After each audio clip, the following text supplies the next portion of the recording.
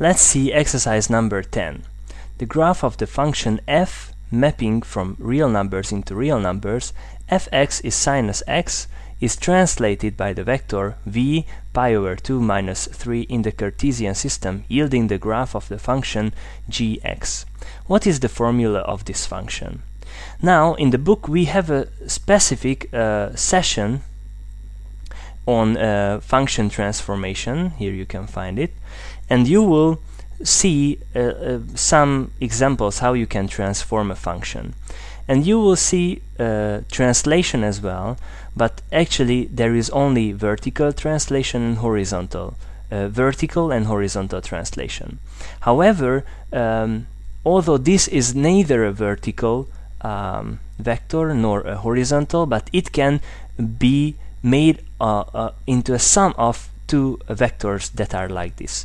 So what we can do is that pi over 2 and minus 3 can be written into this pi over 2 and 0 plus 0 and minus 3. So basically, if you translate the function with this vector, this is v vector, it is the same if you first translate with this v1 vector and then you translate the output of this translation with this vector. And then it's much easier because you will have the rules for that.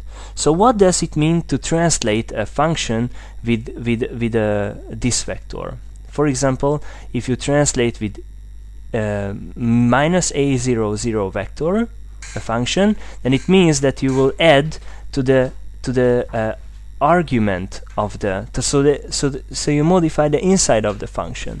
So the first part, this is the first part, means that instead of sinus x you will write sine of x plus something, x plus this a0. But now pi over 2 is minus a0, you see it, so this is minus a0. Then what is a0? a0 is minus pi over 2, so I will write x minus pi over 2. So this is the function of the first translation. Now let's see the second translation. What happens if I modify, if I translate this function vertically with this vector? You see that if you translate a function along y-axis with this vector 0 b0 vector, you actually add to the whole stuff b0. So now b0 this is minus 3, so actually you just add b0 to the whole stuff, which is minus 3. And you see, then we actually found the solution.